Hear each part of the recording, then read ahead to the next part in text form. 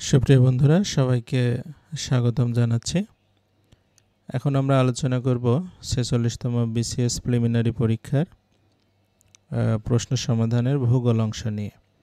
আমরা প্রত্যেক অংশই আলাদা করে আপলোড করে রাখছি আমাদের চ্যানেলে। যারা দেখেছেন বা যারা দেখেননি দেখে আসুন, ভালো লাগবে আশা করি। তো এই ভূগোল অংশের প্রথম প্রশ্ন ছিল যে হিলি স্থলবন্দরটি বাংলাদেশের কোথায় অবস্থিত। তো হিলি স্থলবন্দর আমরা জানি দিনাজপুর জেলায়, তবে এখানে একটু কনফিউশন করার চেষ্টা করা হয়েছে, এটা হাকিমপুর দিনাজপুর হবে। ২ বলছে ঢাকা থেকে পূর্ব দিকে অবস্থিত একটি স্থানের সাথে দ্রাঘিমার পার্থক্য ৪৫ ডিগ্রি।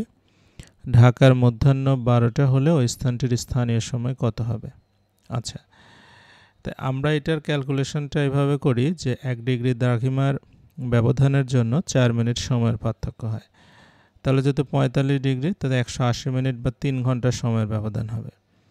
তাহলে ১২টা থেকে হয় ৩ ঘন্টা আগে আসবে, না হয় ৩ ঘন্টা পরে যাবে।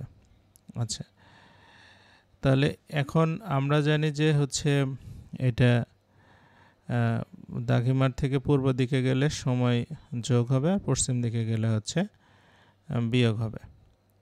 তো সেই ক্ষেত্রে আমরা হচ্ছে ১২টা থেকে যদি ৩ ঘন্টা যোগ করি তাহলে হবে বিকেল ৩টা। আচ্ছা, ৩ বলছে কোন দুটি প্লেটের সংযোগস্থল বরাবর মাউন্ট এভারেস্ট অবস্থিত। এটা হচ্ছে ইন্ডিয়ান প্লেট এবং ইউরেশিয়ান প্লেটের সংযোগে। ৪ বলছে উচ্চতা বৃদ্ধির সাথে ট্রপোমণ্ডলের বায়ুর ক্রমহ্রাসমান তাপমাত্রা হলো। উচ্চতা বৃদ্ধির সাথে সাথে ট্রপোবিরতি থেকে শুরু হয়ে উপরের দিকে মানে তাপমাত্রা কমতে থাকে, সেটা প্রতি ১০০০ মিটার বা ১ কিলোমিটারে ৬.৫ ডিগ্রি হারে তাপমাত্রা কমতে থাকে। আচ্ছা, ৫ বলছে দুবাইয়ে অনুষ্ঠিত জাতিসংঘ জলবায়ু সম্মেলন COP28-এর মূল ফোকাস ছিল কি। এই সম্মেলনের মূল ফোকাস ছিল সে জীবাশ্ম জ্বালানি বা ফসিল ফুয়েলের ব্যবহার পর্যায়ক্রমে হ্রাস করা।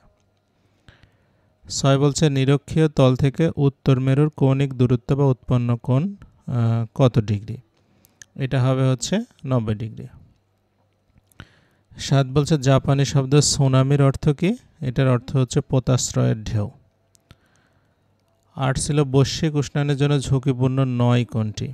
আচ্ছা, বৈশ্বিক উষ্ণায়নের ফলে আমাদের মরুকরণ হবে, সমুদ্রপৃষ্ঠের উচ্চতা তো বৃদ্ধি পাবে, বরফ গলে যাবে যেহেতু, এবং বন্যা হবে। ভূমিকম্প এটার জন্য ঝুঁকিপূর্ণ নয়। ৯ বলছে বন্যা নিয়ন্ত্রণের সাধারণ ব্যবস্থাপনার অন্তর্ভুক্ত নয় কোনটি। আচ্ছা, তো বন্যা নিয়ন্ত্রণের যে ব্যবস্থাপনা রয়েছে ইন জেনারেলি আমরা যে কাজটা করে থাকি সেটা নদীর ২ তীরে বনাঞ্চল, এটা দীর্ঘমেয়াদী একটা প্রক্রিয়া। বন্যার পূর্বাভাস, নদী শাসন ব্যবস্থা নিশ্চিত, নদী খনন, এগুলো হচ্ছে জেনারেল ম্যানেজমেন্ট বলে। তো এই ক্ষেত্রে নদীর ২ তীরে বনাঞ্চল সৃষ্টি করা হতে পারে, এটা আমি সঠিক আনসার করতে পারি নাই। ১০-এ আসি। ১০ বলছে নিচের কোনটি কৃষি আবহাওয়াজনিত বিপদ। কৃষি আবহাওয়াজনিত বিপদ বলতে এখানে আমরা খরাকে বুঝবো। খরা হলে কৃষির সমস্যা হচ্ছে। আচ্ছা, তো এখানে প্রশ্ন ছিল মোট 10টা, যার মধ্যে 5টা প্রশ্ন আনকমন ছিল, 5টা কমন প্রশ্ন ছিল।